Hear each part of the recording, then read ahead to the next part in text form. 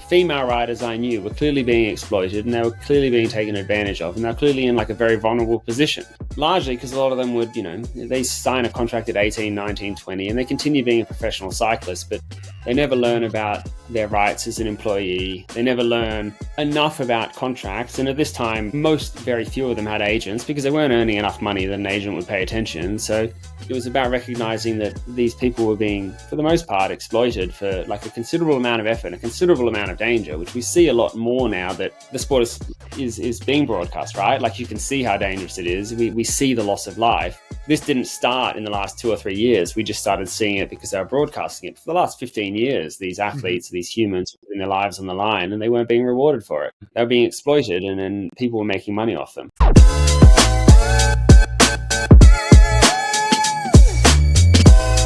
Welcome everyone to Ride to Success, the podcast that takes you on a learning journey to a more productive, creative, and active life through the power of the bike. I'm your host, Pedro Couto Lopes. You can find me on LinkedIn. I'll leave a link in the show notes.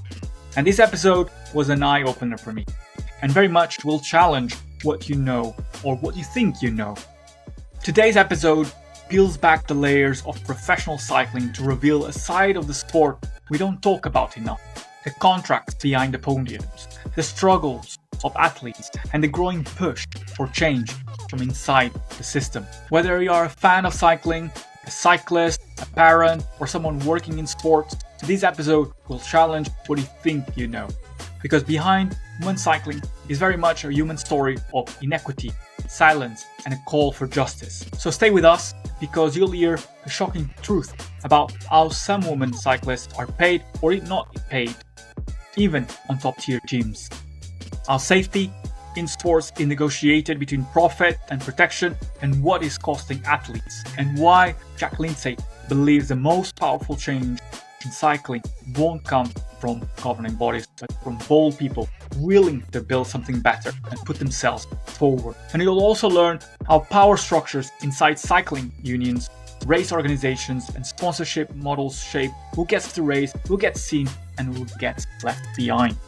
And last but not least, we'll also dive into the solutions, from pay transparency to league systems, and explore how other sports are already doing it better.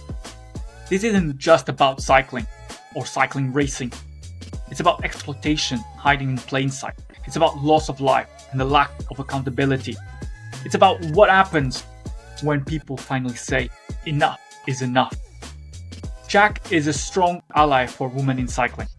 He worked with the Cyclists Alliance and is helping build one of the few women-led cycling companies from the ground up, HOSKING Bikes. So let's get into this episode. Welcome, Jack, to Ride to Success. It's a pleasure to have you on the podcast. Thank you for having me on, Pedro. I'm looking forward to it. Brilliant. So I wanted to first start at going back to your roots, because you were involved in cycling. You took it to a certain degree quite seriously. You were at believe in the 2016 Australian National Championships, racing the road race. And I wanted to understand what first drew you into cycling. I'd never say I was a good cyclist. Well, you're good enough to get to the road race in the national championships. And anyone in Australia can show up to that. I wouldn't have performed well. I was better on the track than road, and I was a far better hockey player than I ever was a cyclist. What drew me to cycling?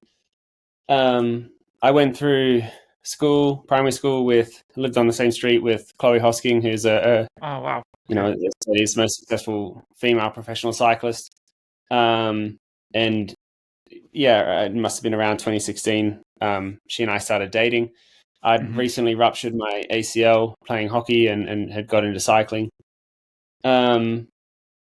And then from there, I kind of just lent into it, right? It was never so much about the performance side of things, but shortly after that, I became friends with a lot of professional cyclists, through Chloe, Gracie Olven, Audrey Cordon, Julie Leth, Marianne Voss. I met a lot of really talented athletes. Lasse Norman Hansen. Let's go Lasse. just won a bronze and a silver. No, a bronze and a gold. A gold for the team pursuit at the World Championships in track, and then a bronze in, I believe, the Madison. What a hero! And through that, I guess looking at cycling from the outside, having been somewhat more business focused, I realized, I guess, the immaturity around it.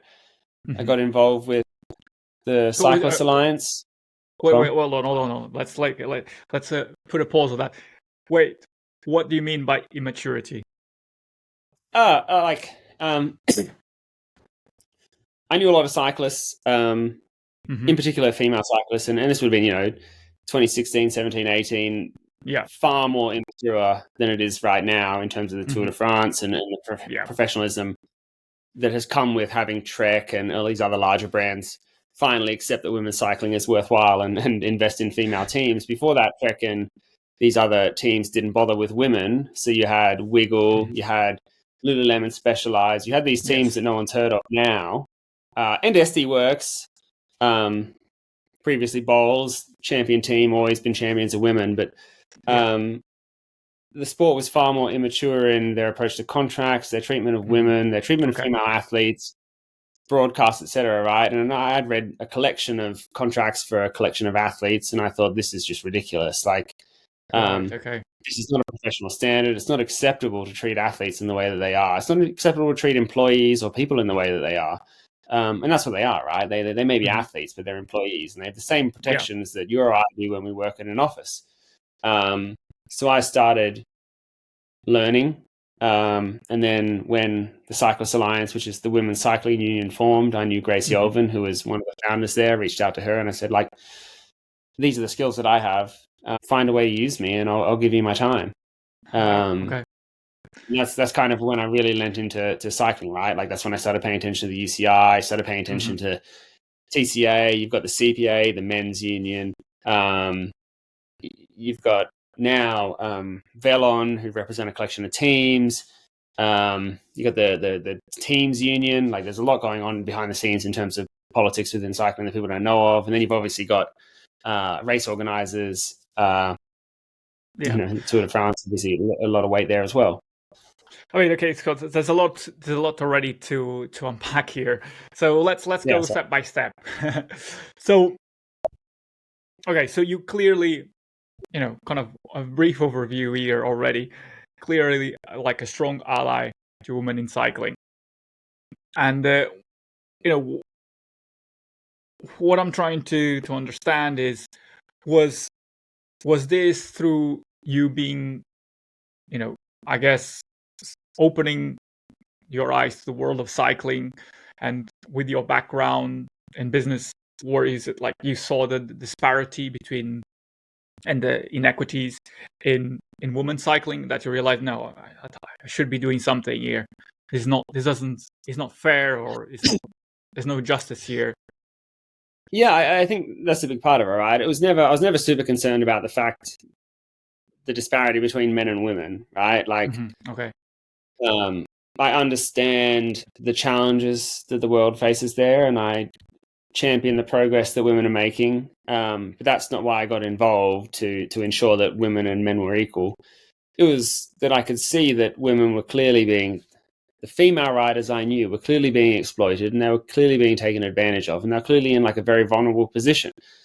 Largely because a lot of them would, they sign a contract at 18, 19, 20, and they continue being a professional cyclist, but they never learn about their rights as an employee. They never learn enough about contracts. And at this time, very few of them had agents, because they weren't earning enough money that an agent would pay attention. So it was about recognizing that these people were being, for the most part, exploited for like a considerable amount of effort, a considerable amount of danger, which we see a lot more now that the sport is being broadcast, right? Like, you can see how dangerous it is. We see the loss of life.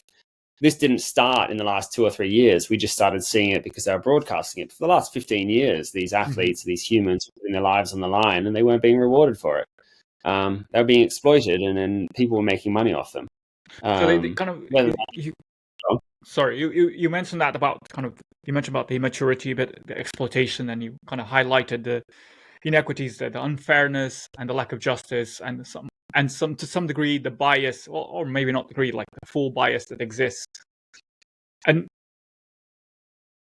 I kind of want to understand from your perspective is that there seems to be kind of a upward curve in terms of the professionalization of women cycling, or and correct me if I'm wrong.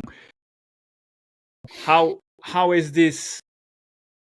Is this has the professionalization been kind of evolving or being developed side by side with for instance the Cyclists Alliance, or the other professional bodies that are fighting for equal representation? The Cyclists Alliance have been, like, their benefit is immeasurable, right? Like, female cyclists have a minimum wage because of the Cyclists Alliance. That's indisputable. Yeah, that's correct. That exists because of them, but it's not just that, right? Like, the standards for agents for female athletes, the Cyclists Alliance.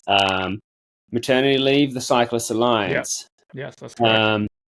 The protections and health insurance requirements, the Cyclists Alliance.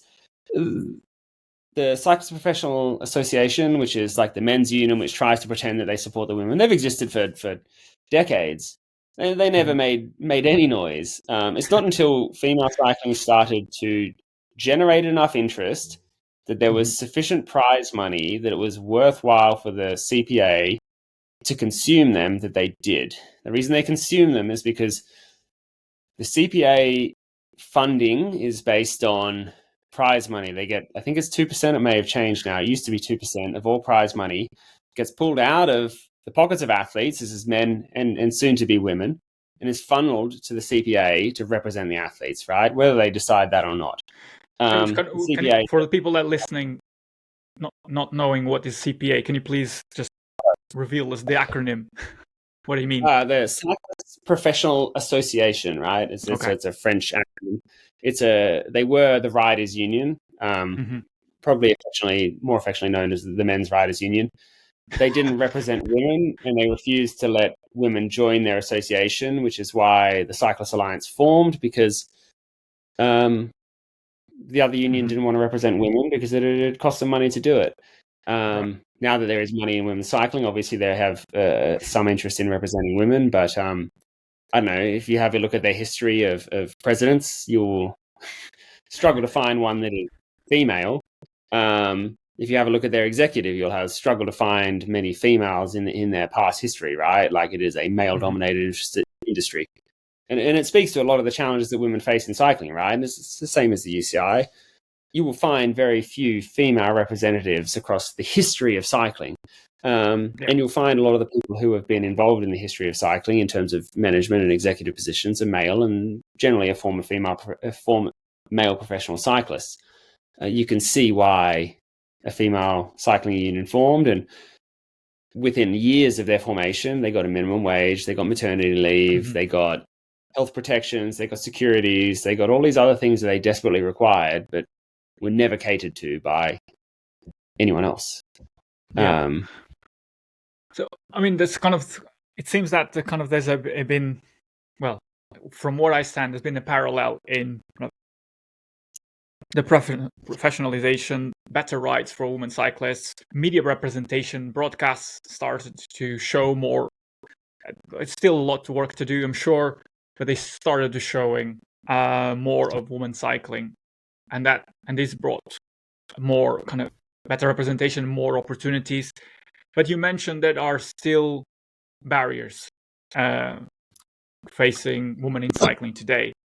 I mean, you mentioned a lot of changes, positive changes that happened already. What do you see as still improvements, or the biggest barriers that still need to be broken down?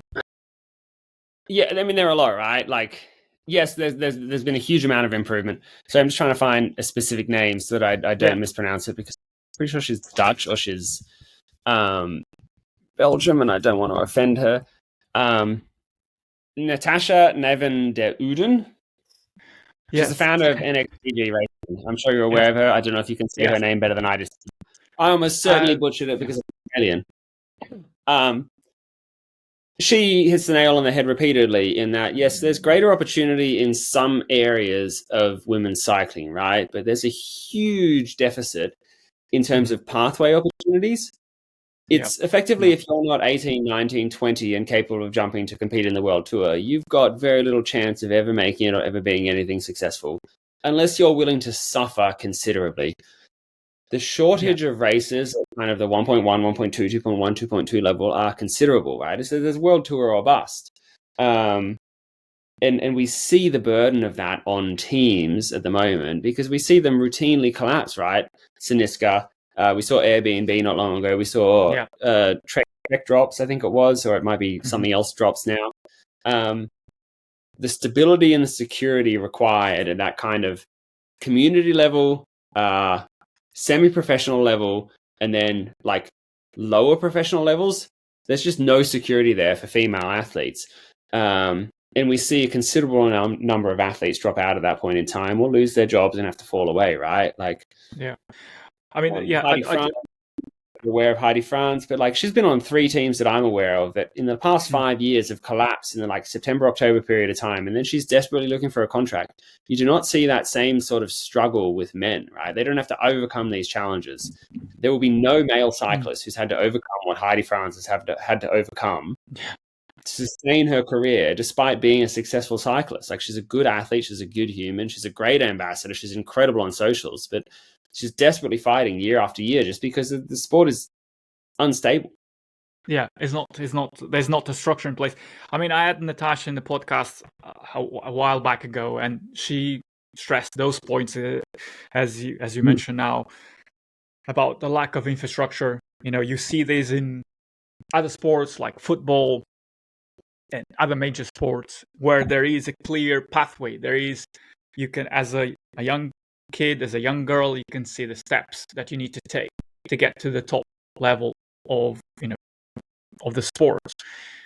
And with women cycling, those steps are not clear or are missing, and it relies on the individual, the parents, maybe the support system around them to try and kind of piece that together. And sometimes that's not even enough.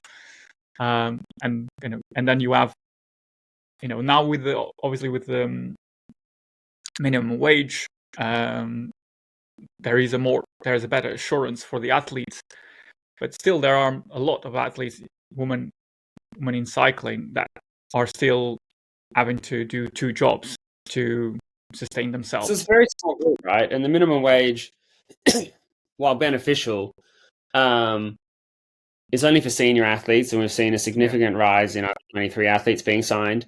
And what's not reported on by anyone is anyone actually checking if they're being paid the minimum wage? Like, I know for a fact that professional teams weren't paying female athletes the minimum wage when it was introduced. And I know that because I know a collection of professional female athletes, including my own wife, who were on teams that should be paying the minimum wage, but were not. And when this was raised with the teams, their management told them not to make noise about it. And obviously they can't make noise because the job security of every female athlete is so up in the air that, what are you going to do, right? You say something and you might get blackballed. It might be the end of your career if you say something. So they don't say anything.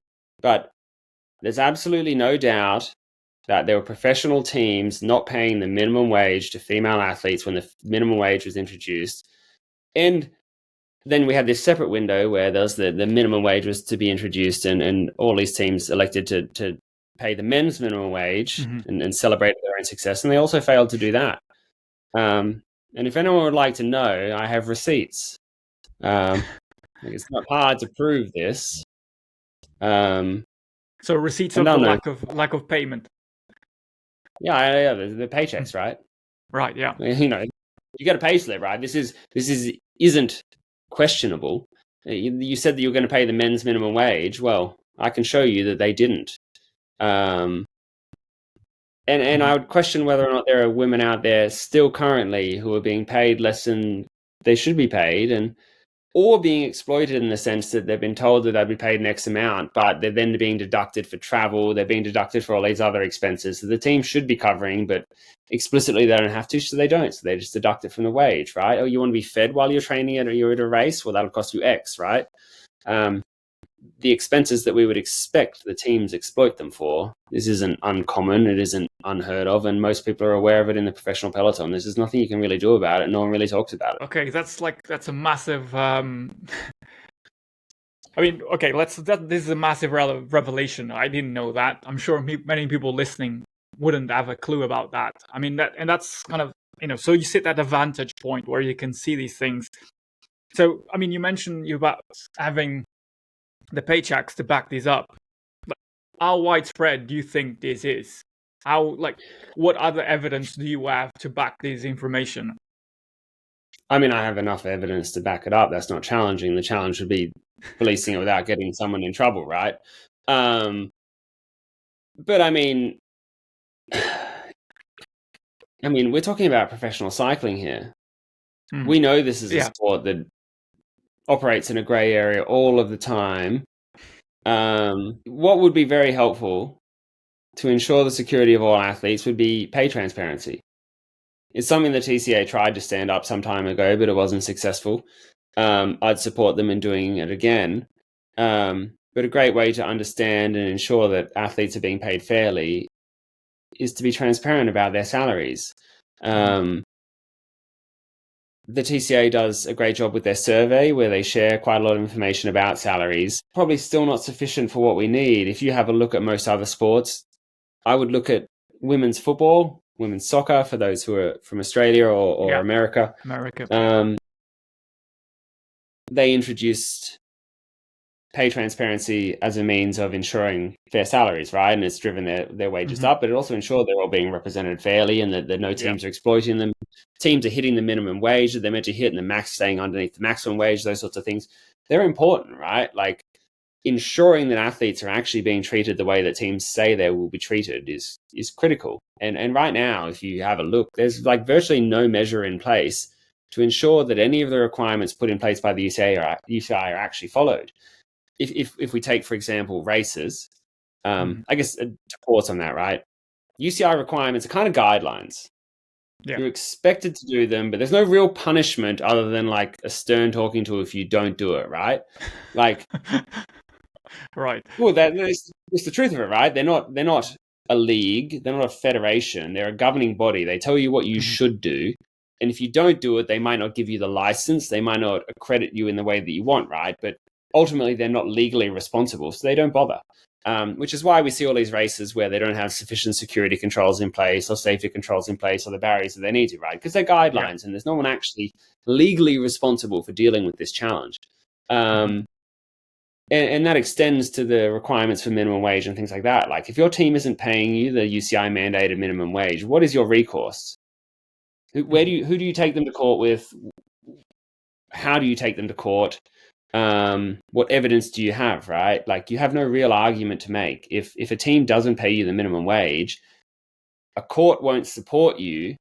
Possibly the UCI will tell the team they need to pay you the right amount of money, but maybe the UCI doesn't have a good track record supporting athletes in this space.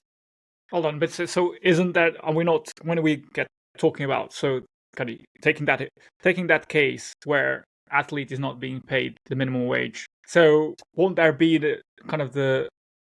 won't the athlete be able to challenge in an employment tribunal about why, if it's specified on the contract, you get this much money. If that's what the contract says, that's what you shall get, right? But the contract may not say that, and we can't see the contract. That's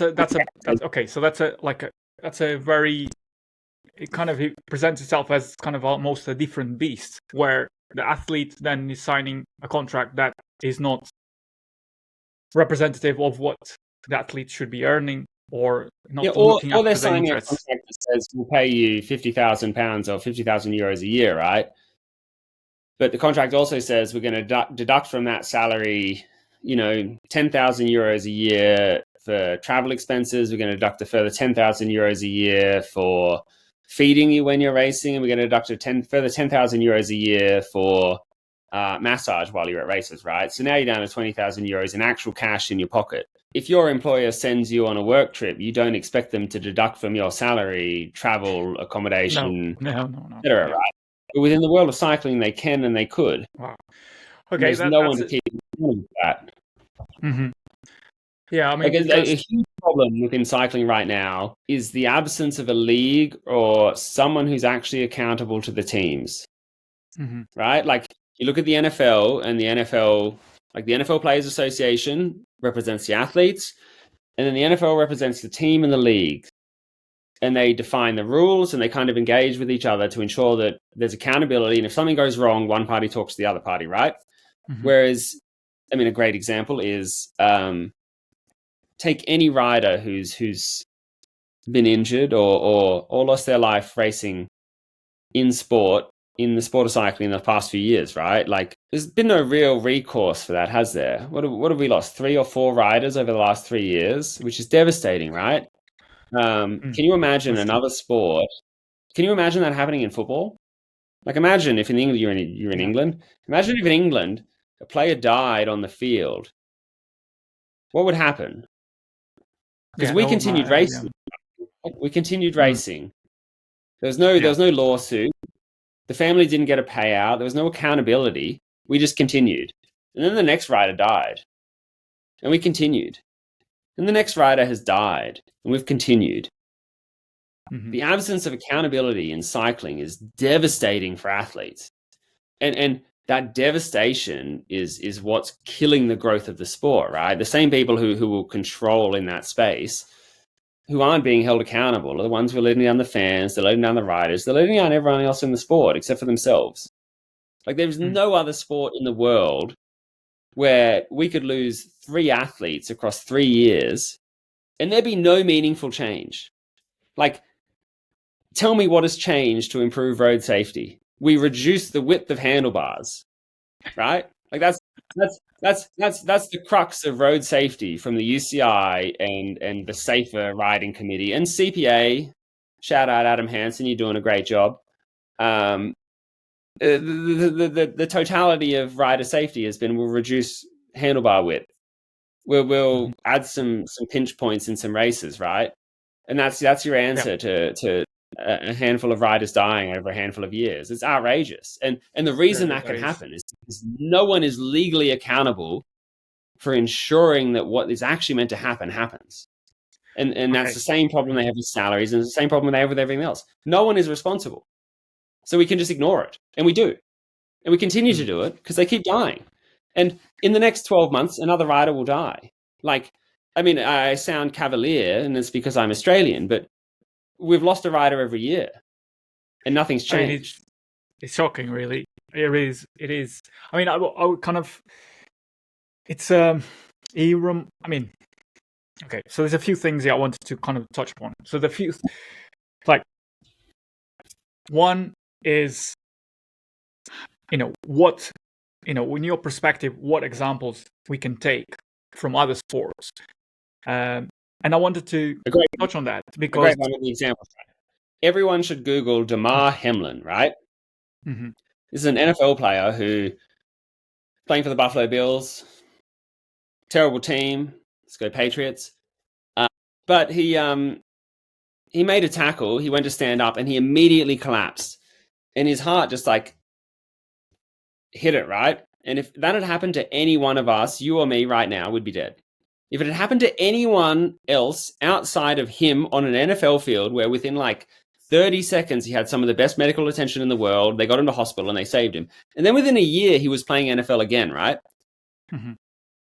That's the level of care they have for their athletes, that if what occurred to him happened to you anywhere else in the world, you would have died, except it happened to him on an NFL field and they saved him and he was back playing professionally in a year. The UCI, during the Under-23 World Championships, they lost a rider for several hours in a ditch. Yes. Like, several hours. And we still don't have, like, any solution for that problem. It's mind-blowing. Like that's the best example I can have. Like they just don't care. If any rider thinks the UCI or someone else is genuinely interested in their life, no, they're all thinking about profit. All thinking about profit. I mean, yeah, that case of the rider just being in the ditch and not being unaccounted for is completely tragic. It's like in a regulated race, it shouldn't even be. We shouldn't even be talking about it. Shouldn't have happened. Honestly, I'm stunned. This Muriel is her name. I can't say the last name because it's not English. I'm sorry, but her family should sue the UCI, 100%. It happened at a World Championship event. They are responsible for that event.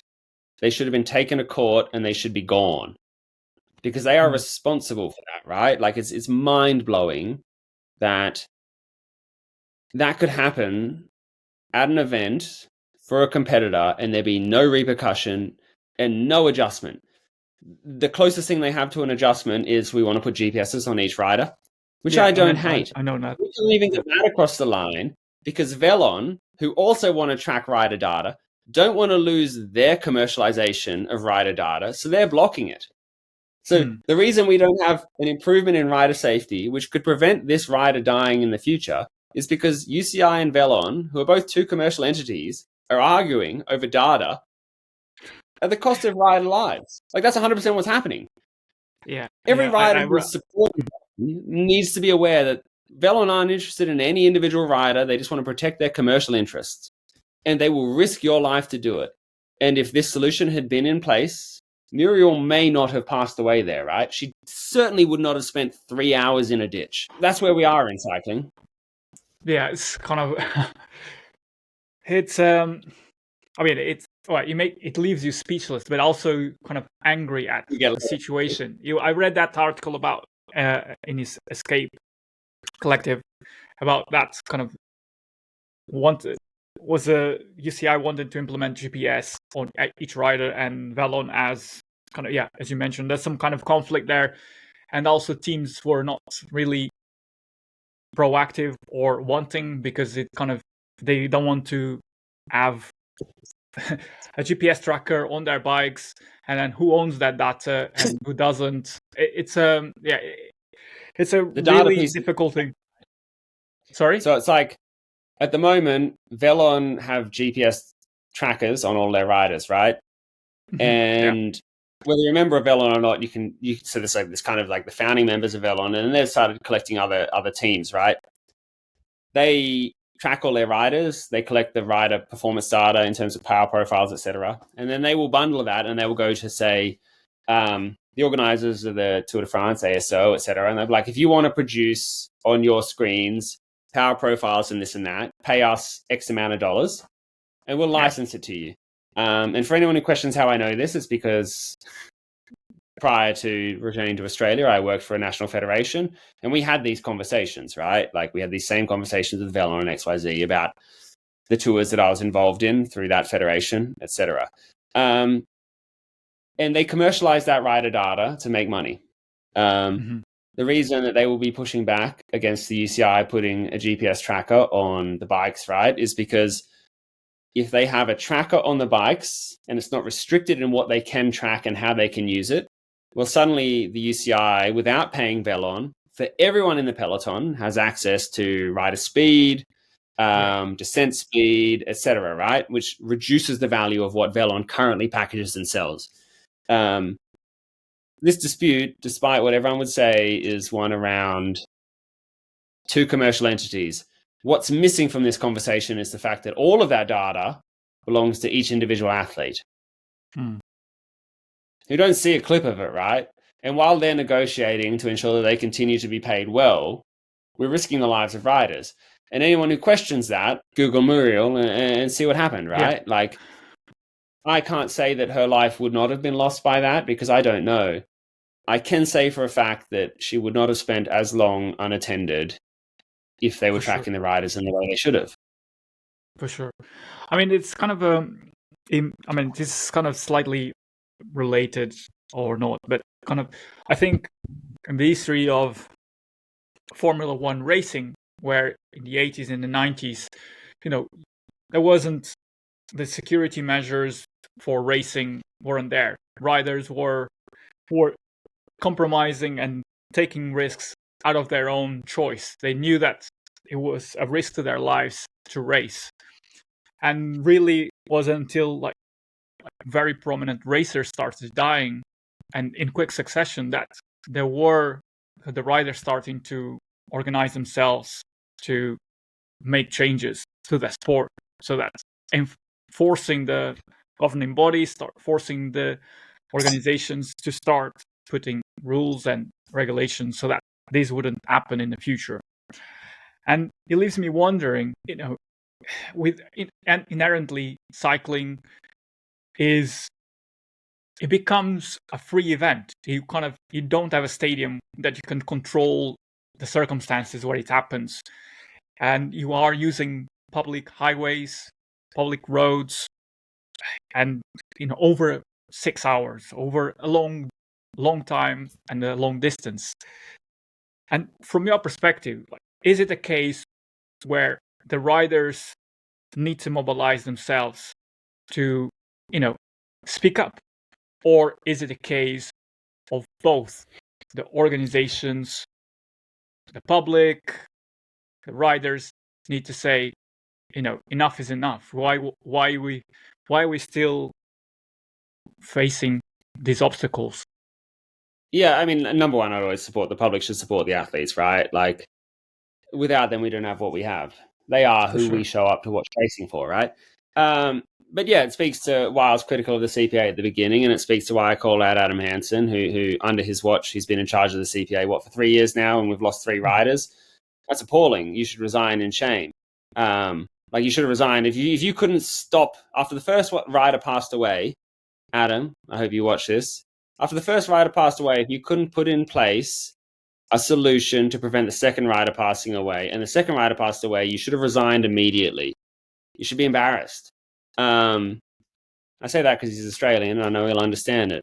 But yes, a huge challenge cycling has right now is how weak the union is, which is why I champion the TCA, who do their best. And I'll jump into the politics of TCA and the challenges they face with UCI in a second. But yeah, the CPA has always been a relative joke of a union.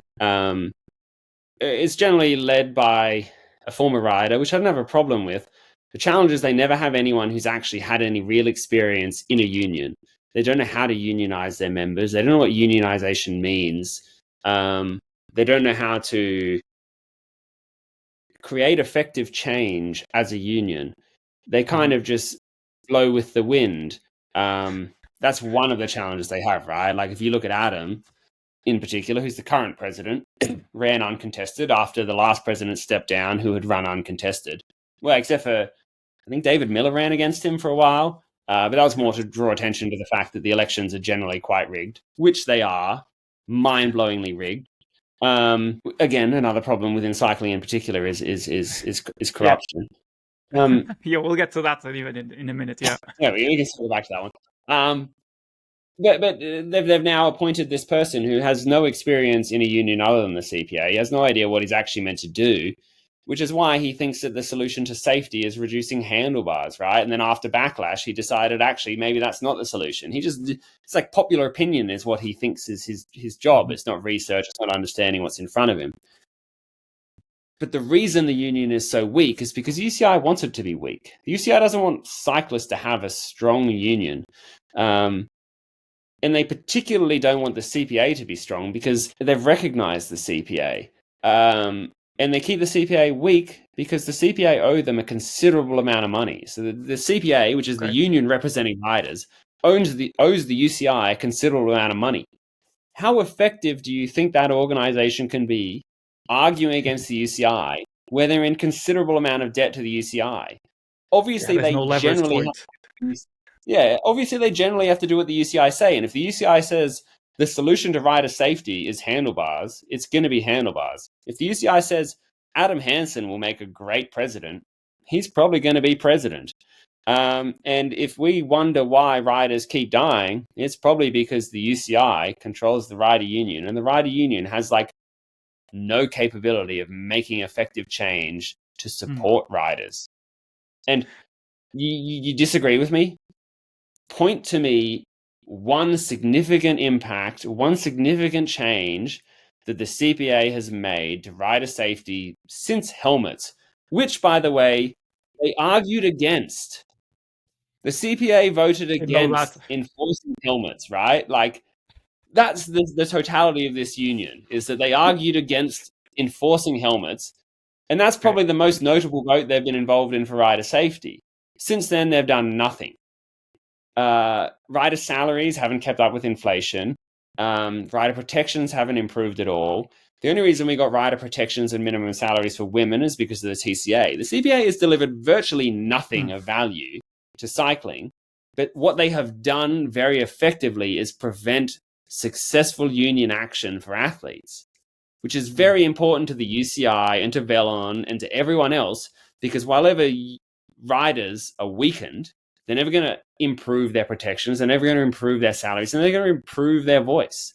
They're just going to sit there silently thinking they're being represented, and they're not. Yeah. Which is why the TCA is something that every female athlete should get behind. If you are a female athlete, a female cyclist, anyone who cares about female cycling, become a member of the TCA, become a supporter of the TCA, put your money behind them, because the UCI does nothing to support them and they deliver everything for women's cycling. That's like the number one thing you can do to support women's cycling right now. Support the TCA. Would champion it completely. I mean, I would stress that, underline that, if you will, with the women cyclists, women athletes listening. TCA currently has a mentorship program open for athletes that wanting to develop at the different levels, or doesn't matter what stage of your career you are.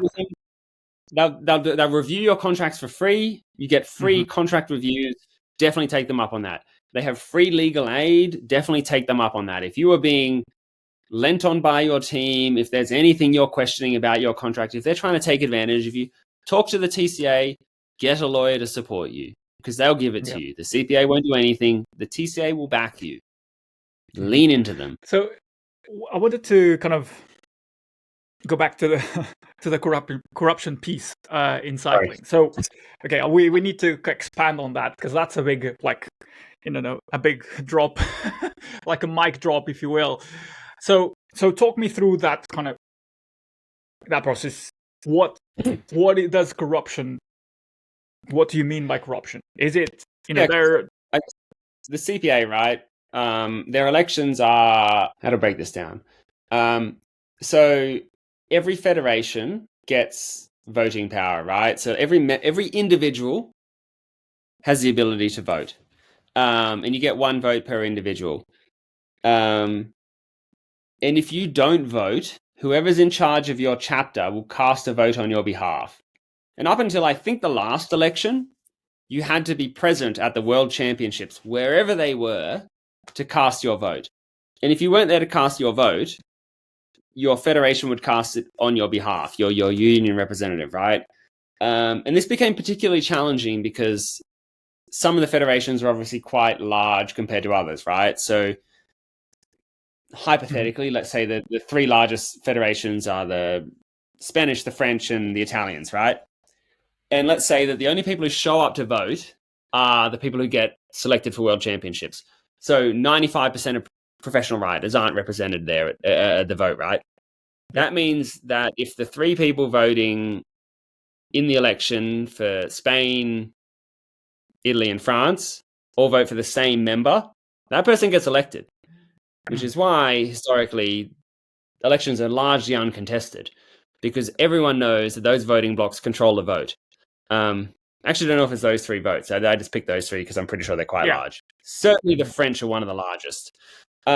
Which is why if you have a look at anyone Google David Miller CPA election, he actually ran a campaign for the English entirely to draw attention to the fact that he thought the elections were a bit corrupt.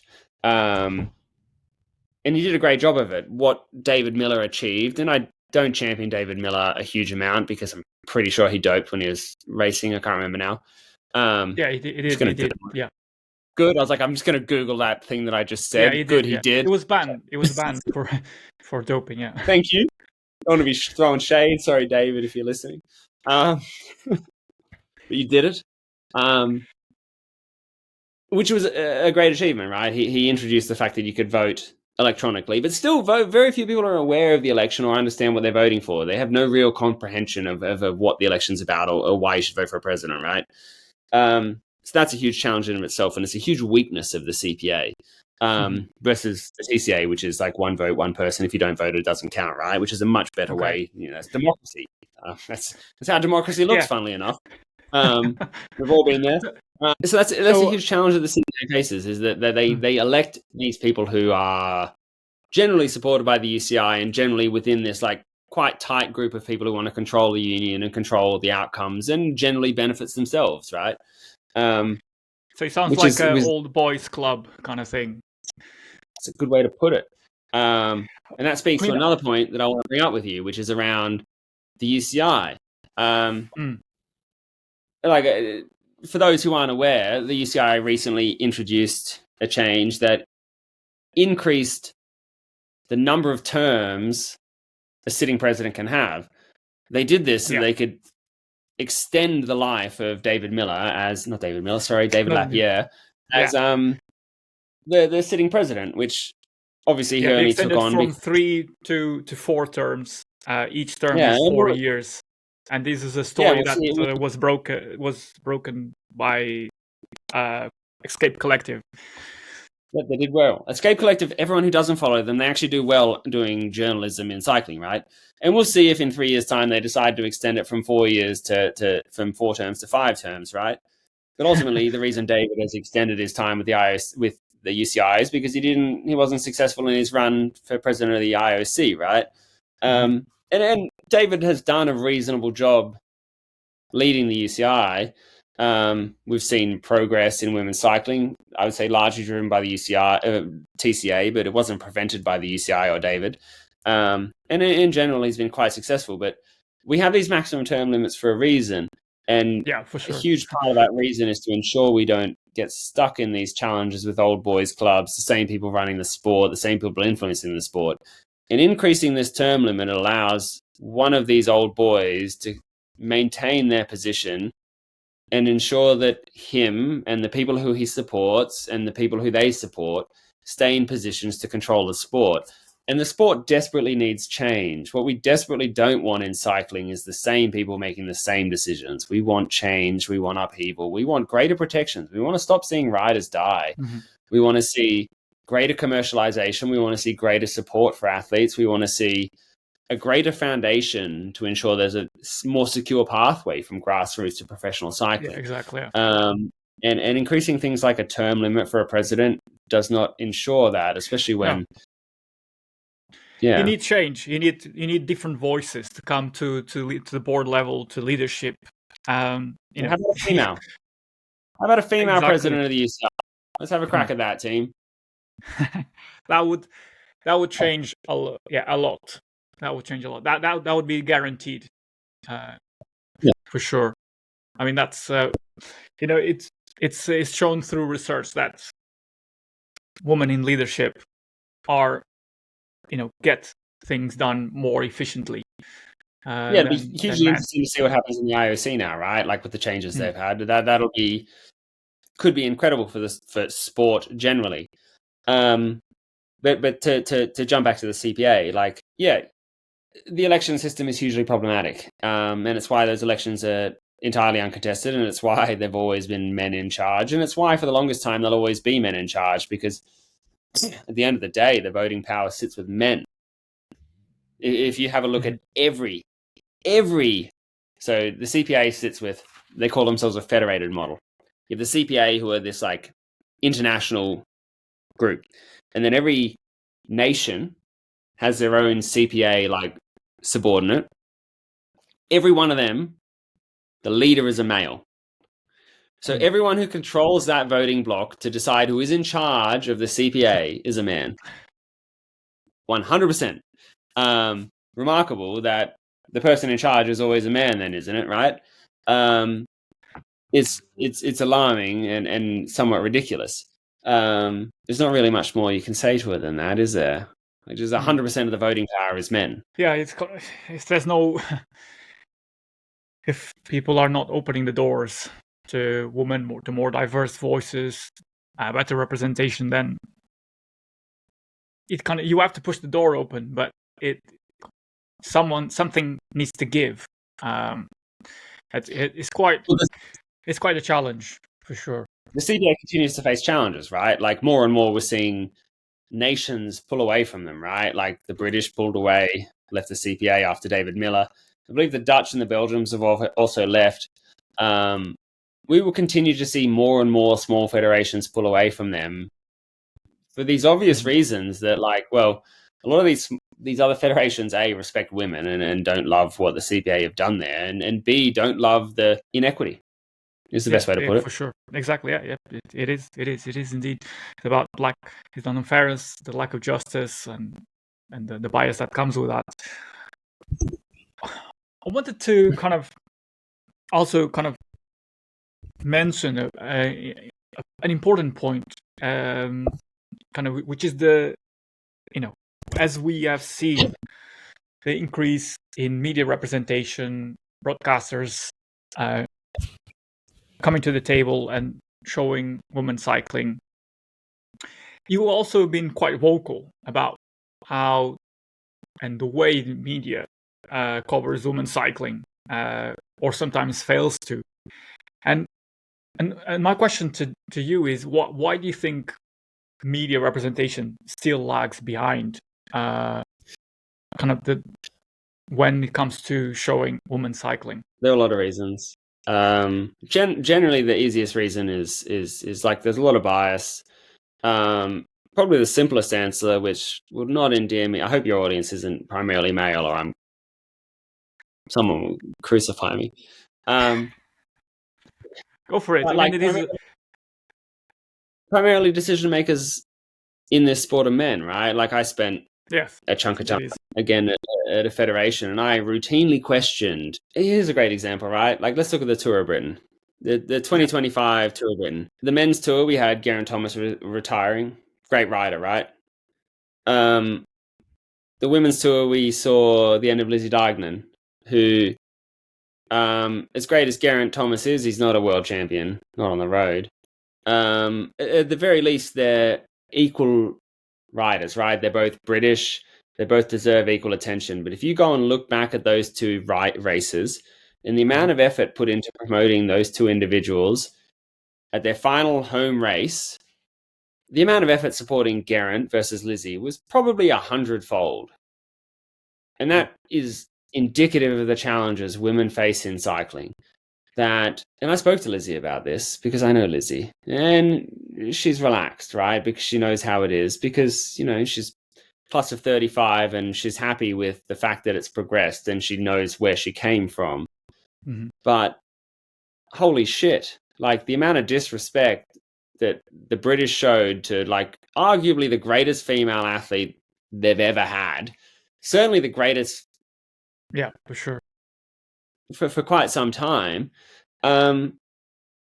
is unreal. And it's because if you go and have a look at the people in charge of British cycling, the people who made the decisions leading into the commercial objectives of that race, running the race, XYZ, largely males.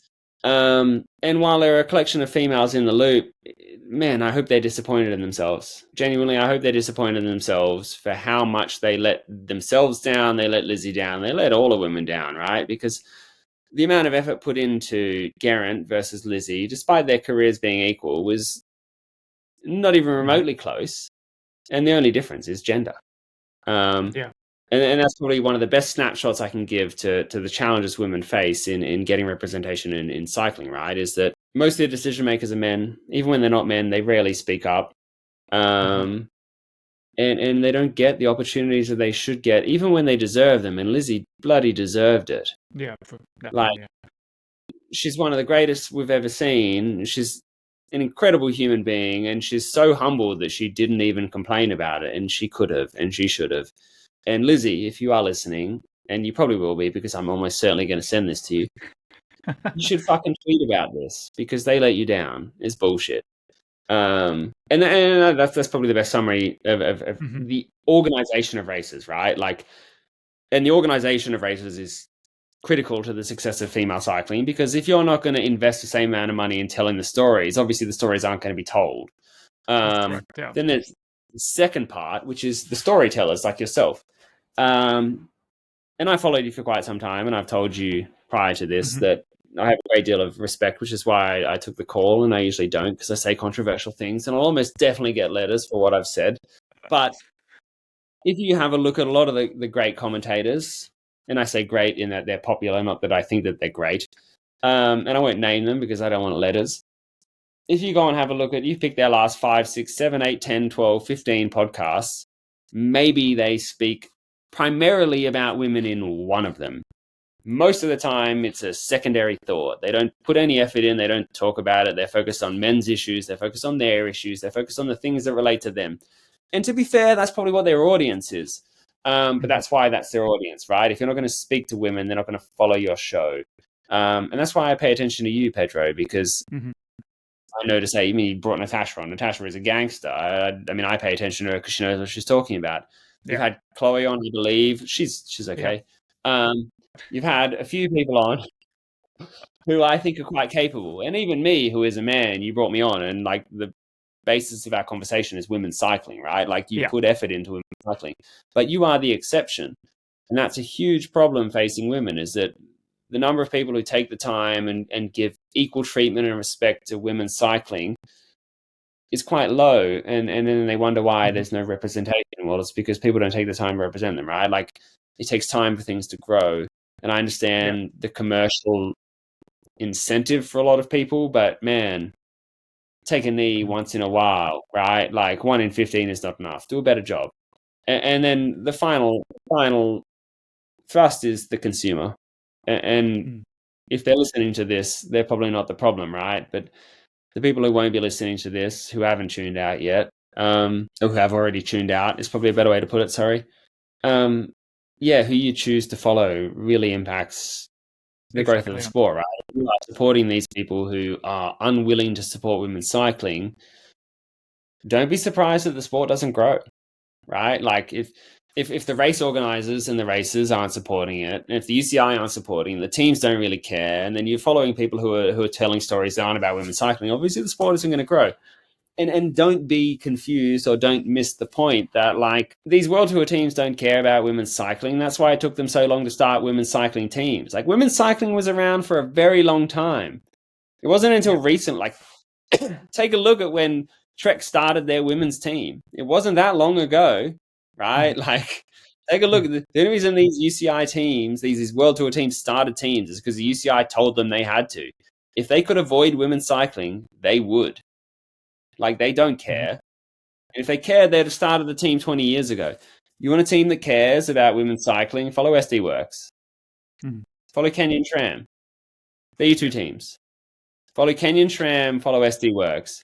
Start to finish, they've cared about women's cycling, champion them until the end. I mean, and to that point, kind of the commercialization and the sponsorship, and now kind of how those two work together, so that there are stories that are shared and are kind of broadcasted to the world. You know, it makes me think about the kind of the broken model of sponsorship in cycling, where there doesn't seem to be stability to teams, and I wonder if that's something that affects then the investment that comes into women's cycling. If there is no guarantees, or if there is the instability kind of sponsor falling through for whatever reason, and then those stories do not get shared. I mean, from your experience, like what is currently not working? Because from what I stand, there is a direct implication between the sponsorships that come into women's cycling, and then how that kind of results in the stories, in how it is shown, and kind of in harnessing the interest of the public in general. Yeah, I mean, there's a report, it's a couple of years old now, around sponsorship in men's cycling. especially around the Tour de France. And it's effectively, if your rider doesn't win the Tour de France, your investment wasn't worthwhile. Is the best summary of cycling, right? Just because it costs so much to support a team that's there that if you're not winning, it's not worthwhile, right? So if you're not supporting UAE, you're cooked. Because it's going to be Pogacar. How to make it sustainable? Again, this comes back to the absence of a league, the absence of structure, right? Like there are no real rules. There is no real protection. Sponsors aren't signed until quite late in the year, which is why we see these collapses, right? Like why that deadline is significantly earlier. There are a lot of challenges posed by the absence of a league for professional cycling, which is a considerable challenge. And we could dedicate an entire podcast to just discussing what it would look like to form a league. Another thing that the TCA invested time in and presented to the UCI, but they didn't want a bar of. But one of the main challenges is there's no real ROI, right? Like cycling used to be used to leverage the fact that people would spend money on it because they loved cycling, right? It was like community sport. You don't expect return on investment supporting community and community sport. You do it because you love it, which is why Chloe started HOSKING Bikes, by the way. Sneaky plug. You do it because you love it, but the sport has grown to a level of professionalization now where it costs too much to do that, which makes it almost not worthwhile. Like there's virtually no reason to support a team for more than 2 or 3 years, which means that every 2 or 3 years you have to find a new major sponsor, and that's incredibly challenging for anyone. It's a lot of money, and it makes the sport incredibly unpredictable. Which is why we see these mergers, we see these changes in teams, we see the collapse of teams. I mean, B&B hotels. Yes. In 3 years, 2 of their teams have collapsed. 4 years, maybe? 2 of their teams have collapsed. We should stop letting them sponsor cycling teams. This is ridiculous. How to make it more sustainable? To be honest, without a league, there's no real way. Like, if I was a team, if I were owning a team, if I was looking to start a team, stop racing in Europe. Like, just stop racing in Europe. Go to America. Like, find American sponsors, race in America, be successful in America. You know how easy it is to be successful in America? Like, they're not very good. Like, to be frank. Like, the crit scene is it's fine. But, I mean, if you send SD Works over there, they would win 100% of races. They'd be unstoppable. You wouldn't even need SD Works. If you just put Weebus on a team with like 5 humans, she'd win. It doesn't matter who she's with. She's that much better. The gap is unimaginable for them. And your ROI would be insane. Like it costs very little to do that. And your ROI would be insane because like you get cut through across America, right? Like everyone knows who Legion are. Yeah. Legion wouldn't finish a European race. They probably don't have a rider who could, like, they don't have a rider. They never had a rider who could win a race in Europe. But we all know who they are because winning in America generates attention because they have an incredible amount of media. And, like, that's a great way to get a return on your investment, right? The fact that that team was named Legion is a loss, right? But if that team was named, like, HOSKING Bikes. Okay, so there's a little plug, but we're interested to... You could sponsor a team and just go there and take. If I could afford Weebus, I would buy Weebus and I'd put her on a bike and I'd just win every race in America. And then I would sell 10,000 of these because they think it's the fastest thing in the world. It is the fastest thing in the world because she won everything on it, and because like most people outside of Europe. Honestly, it's the Tour de France and whatever they have in their home country, right? Like you ask an Australian what cycling is, and it's the Tour Down Under and the Tour de France. You ask most people in Europe what the Tour Down Under is, and they don't even know what it is. But to us, it matters because it's our home race, and it's the same in America. So if you want return on investment, send your team to America, win in America. So to that point of media, I mean, because media plays a huge part, is how broadcast, there's figures from the Tour de France, Femme avec Zwift, that shows that there is a massive uptake in viewership for the Tour de France of Swift. And this is just because, well, there's a massive work being done in the background by different companies, different brands. Kind of everyone gets elevated. But at the crux of it is that there is an investment in women's cycling. There is recognition that you need money so that it is shown, so that people see, so that women and girls can be inspired and see and look up to the women athletes racing at the biggest stage in cycling.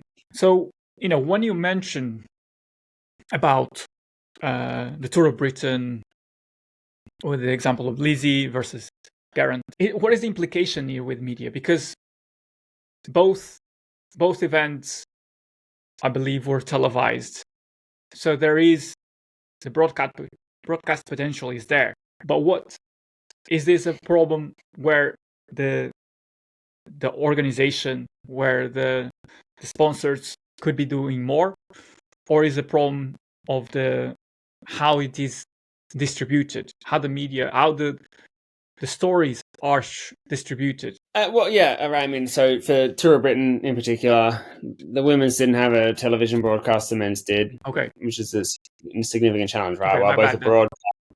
No, that's fine, right? Both are broadcast. One was on YouTube. Both are on YouTube. One was also on television, right? And that's because they couldn't find a broadcaster for the women's race, right? Like a television broadcaster, right? So it's hard to blame them, but also I don't know how hard they tried, right? Maybe they didn't want to go to a free broadcaster. Who knows? Yeah, it's also around the storytelling, though, right? Like, for sure, yeah. For months before the men's Tour of Britain, you knew that Geraint Thomas was retiring, and this race was about his retirement journey, right? Which generated interest. It generated more cycling news articles. It generated more people on the streets. It generated everything, right? I mean, you'd be hard-pressed to find an article about Lizzie retiring attached to the Tour of Britain women. So just the effort invested in the story for each individual was different. Regardless of the race broadcast, the viewership of the race, the media around the race, just the storytelling, the effort invested by the race organizers to tell the story of these two individuals who are probably on par as careers, like Tour de France versus world champion. You do whatever you want with it, right? The difference was gender, and the difference in storytelling was phenomenal. And that's hugely disappointing for Lizzie. They should have done more there.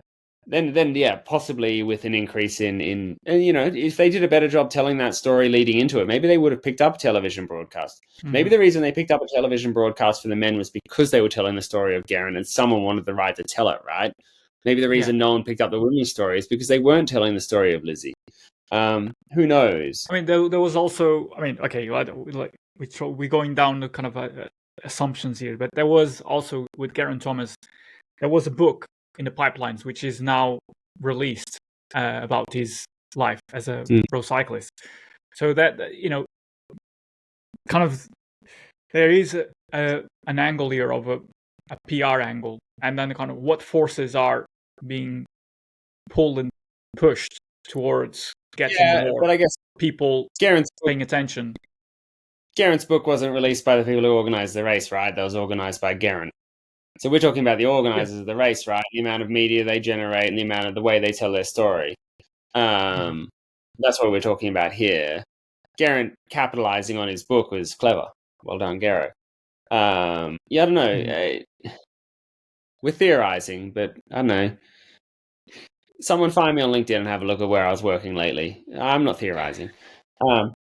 Yeah, go and check Jack on LinkedIn. You will find out.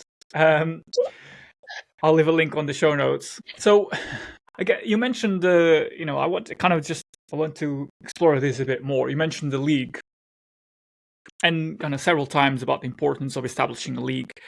And it's not the first time that this concept of establishing a league for pro cycling has been around. If I remember correctly, and if I'm not mistaken, there was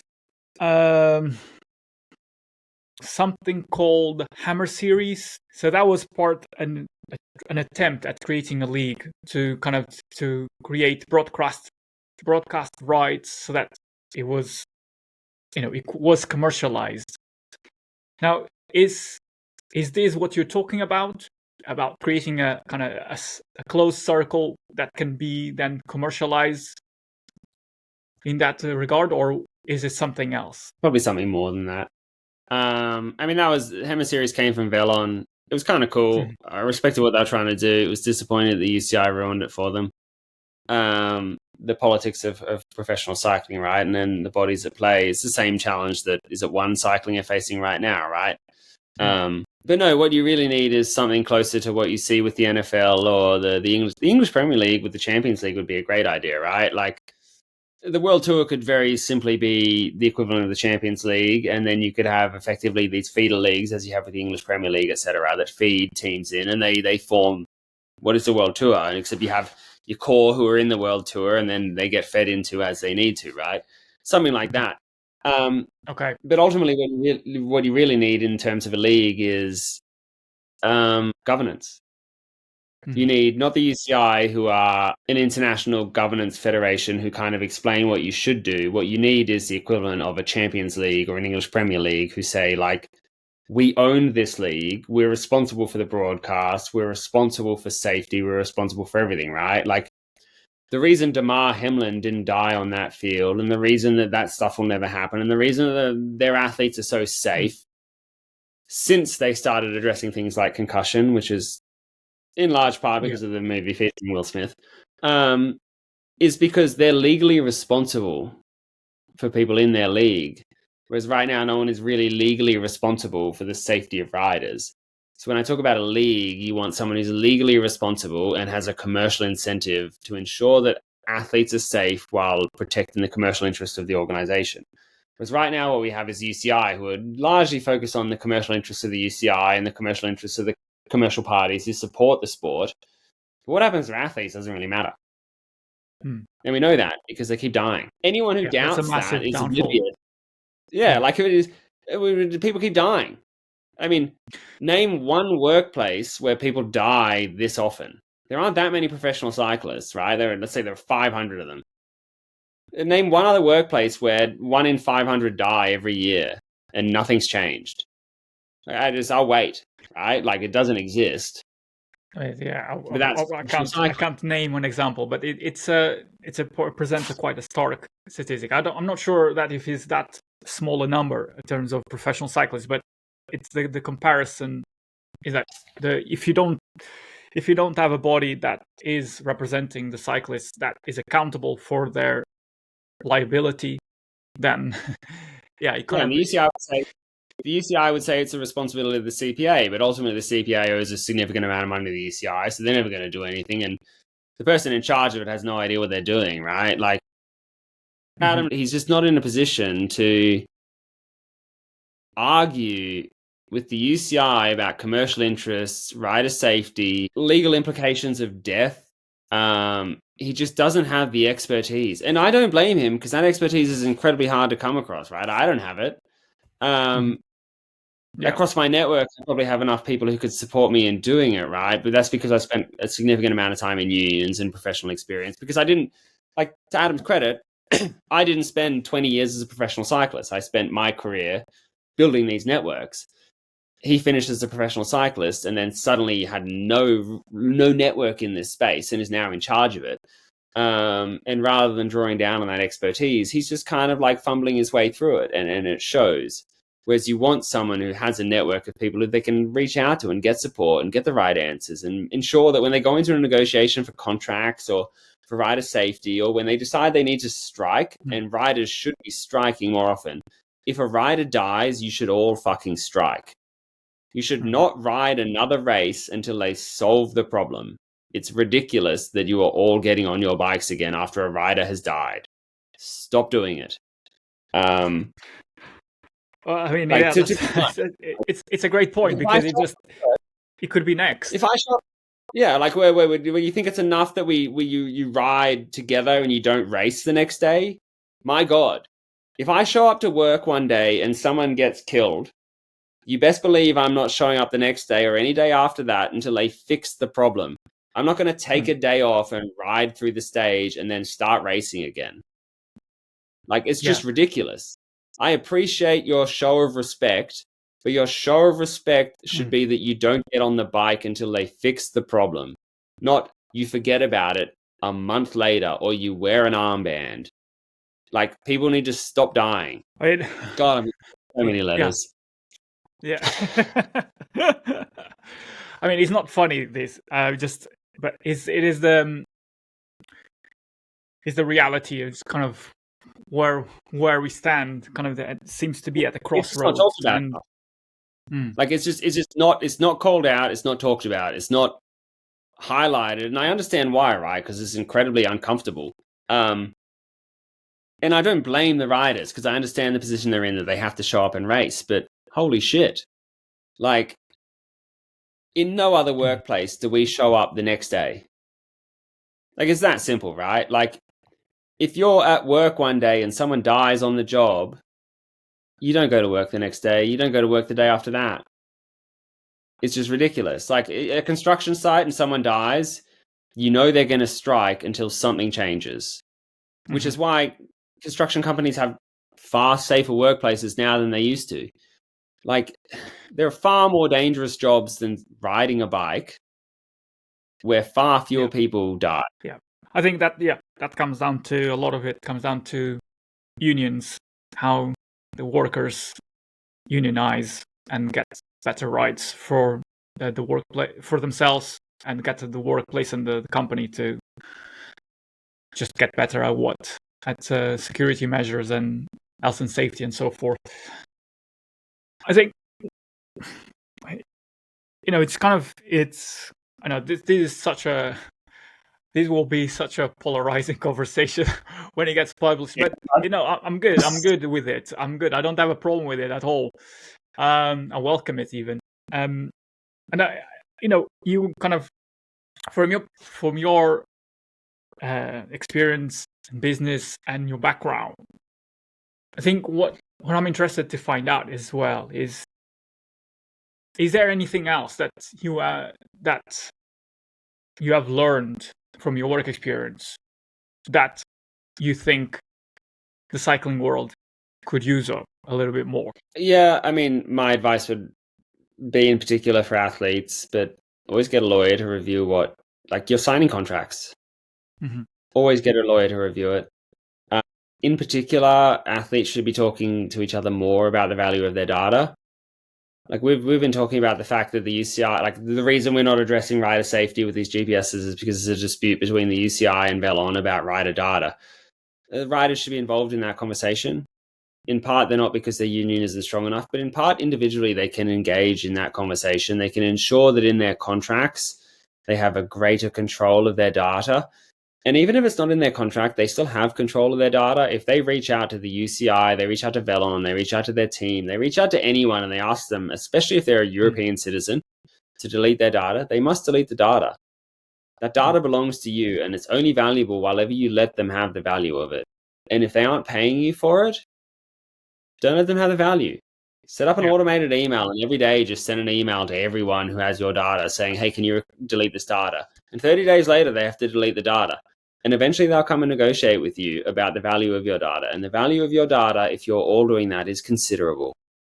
Yeah. I guess the next piece of advice I'd give is, don't trust your agents. Very few of them have legal qualifications. Very few of them have any fiduciary understanding. They are largely former riders who have a vibe and have a network, and that's quite helpful. But when it comes to negotiating contracts, when it comes to understanding the complexities of data and the value of data, they are not up to scratch. You should be talking to lawyers. You should be talking to people with legal qualifications. You should be talking to people with far greater experience than those within the cycling sphere. That's probably the biggest piece that I realized. And it's why I got involved, circling right back to the start, is I realized that I wasn't the best. And when I started engaging in cycling, I was still quite young in my career, but I knew a lot more than the people I was talking to, and a lot more than the people who were helping them or engaging with them. That was 5 or 6 years ago. I know a lot more now, and there are people who I still go to who know a lot more than me. Find people outside of cycling and reach out to them for advice on how to manage your data, how to manage your contracts, how to manage your financials. Do not trust people from cycling. Extend your network. And if you aren't sure how to do that, get on LinkedIn, honestly, and just like start connecting with everyone. You're a pro cyclist. Everyone will accept your request. Just search like accountant. Search whatever you need to search and just connect with 100 people a week. And after you've got 5,000 connections, just YOLO out a LinkedIn post being like, hey, I'm looking for someone who understands this. I'm this person. I'm a pro cyclist. And someone will do the work for you for free because they're happy to help because you're a pro athlete. Yeah. The place to ask for that help isn't Twitter. It isn't Instagram. It's on LinkedIn. If you're a professional athlete, start engaging on LinkedIn. And the first way to do that is get a profile picture, fill out your profile, and just start connecting with people. Start connecting with as many people as you can. And then if you need help, just reach out. And someone will offer you the help that you need. Yeah, very good. Advice, actionable advice on the podcast. I wanted to kind of also, building on this, kind of talked a lot about the kind of the intrinsic problems within the governing bodies, unions, and I wanted to kind of touch as well on a key part, which is the kind of the culture of cycling. And I know that I follow you on LinkedIn. You've spoken a lot about community, the culture of cycling. Not talking just about the fans, but the shared culture of cycling in general. And kind of my question is, with the perspective of women cycling, what kind of community, what kind of culture do you hope that is the sport builds to welcome more girls, more women to cycling? Honestly, one that has more female decision makers. Like sport struggles, in particular for women, because all of the key decision makers are men. Yeah. Like in cycling, every key decision maker is a man. And even below that layer of every key decision maker, the vast majority, and when I say vast majority, 95% plus of those decision makers are also men. And then if you look at the media, it'd probably be 80% are men. So look at the executives. Are you saying without changing that, without having more women at the board level, at C-suite, leadership, you're saying it's difficult to change the culture? Yeah, 100%. 100%. Without significant turnover in that space, there's going to be huge challenges, right? Like, I keep plugging the bike brand, right? But yeah, HOSKING Bikes, yeah. Thank you, love it. This bike will be the only bike that's been designed by someone who's sub 6 foot ever. Like that's the reality of it, right? Because if you look at the engineers at Trek, you look at the engineers at Giant, you look at the engineers at Live, which are just using a small Giant, let's be honest. Look at the engineers of virtually every bike brand. They're going to be probably a white male, definitely 6 foot or above, right? And what they've done is they've designed a 54 or 57, and then they've used the same software that everyone else uses to scale that frame down, right? Like the reality is that the sport is designed for 6 foot plus men. And that's true in professional racing. Like the most common reference for that is the fact that everyone keeps calling to make women's racing longer. No, long racing is boring. Like honestly, it is. The best Tour de France stages are the ones where they're like, it's going to be 90 Ks, you're going to do 20 Ks, and then you go up a giant ass hill twice. That shit is exciting. Women's cycling was exciting and has been exciting when it is 90, 100, 110K because they race for 110K. From the get-go, people are attacking. They're making moves because they don't have to sit in a peloton for 100K before they start racing. They just go for it, and it makes the racing so much more exciting. Yeah, definitely. But because I can attest to the that. sport is governed by men, they're like, well, the race should be 210K, so we're going to make it 210K, which means that like 95% of the peloton are just like, God, I hope I make it to the finish now, and they're no longer racing, and it's ruining the sport. And if you're an actual fan of female cycling, if you're a female, you know that the answer isn't to make every race 200K. The answer is just to give better coverage and better commentary and better support for what is already an exciting product, vastly more exciting than male cycling, right? I don't care what anyone says about Milan-San Remo. That race sucks for like 7 hours. Yeah. And no one would argue with that, right? It's terrible. It's a hill and a descent. Like that's so much of male cycling. It's just like boring, followed by intermittent excitement. Whereas like most women's cycling is exciting start to finish, because from the get-go, it's not a suicidal break off the front that they're going to catch with 10K to go. Yeah. It's excitement, it's attacks, it's aggression. It's so much vastly superior. It's a vastly superior product, but it's not appreciated because now that it's commercializing, all the white men who are in charge are like, well, we'll just make it look like men's cycling because that's what we know. No, go away. Exactly. Go away. No. Stop ruining the product. That's something that it comes again and again in discussions, and you see that in other sports that women are not smaller version of men. You don't have to do the same things that were done or have been done in the men's sports. Kind of, I wanted to bring the conversation to a close, and to kind of touch back on a personal level. What does success mean to you personally? If I could find happiness, like, I'd be happy with that. I'd settle for that. Just happiness. I don't need a huge amount. I've enjoyed being involved in cycling and other things I've done because of the challenges, but it's the pursuit of happiness, right? Yeah.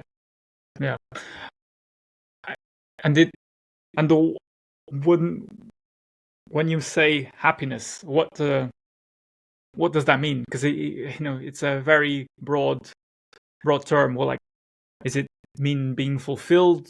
Mean having a great relationship with your partner? Having a group of friends? How do you break it down, or what does it mean? That's a good question. Don't know. I guess I have to find out, right? That's part of the journey, yeah, for sure. Yeah. That's it, right? Like, and it probably changes as life goes on. Yeah, 100%. 100% is always changing. But I guess North Star is your North Star. Sorry, happiness is your North Star. That's what I meant to say.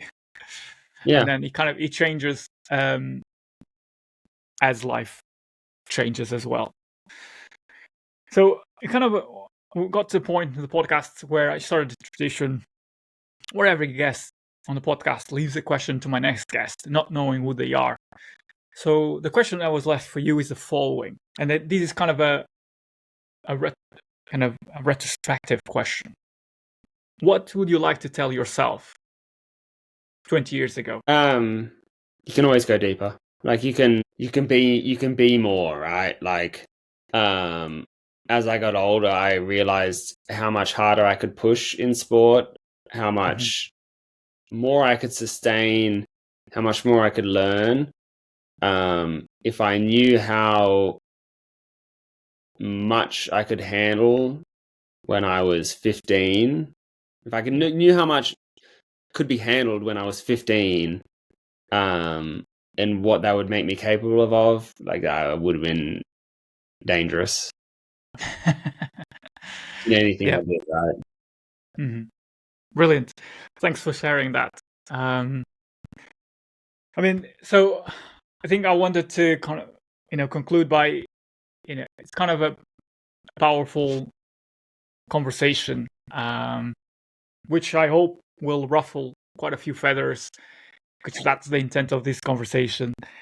And thanks again Jack for taking the time, sharing your views, because there is a change that needs to happen. There's key levers that need to be moved, and you mentioned quite a few of them. So thanks for your honesty and kind of your bravery as well in sharing them. Yeah, no worries. What a brilliant episode. I truly hope you stayed with us until the end. Hearing Jack pull back the curtain on the realities of women's cycling, from unfair pay to the silence around athlete safety, was powerful, humbling, and eye-opening. His perspective is unique because he is in equal parts an entrepreneur, an advocate, and an insider. He has worked with the Cyclists Alliance, he has co-founded the HOSKING Bikes, and he has multiple insights on how media and sponsorship shape the sport. If this conversation got you thinking, really thinking about how cycling can shape your mindset, your community, or your values, please share it with 2 people who would appreciate it too. Conversations like this are meant to ripple forward and outward.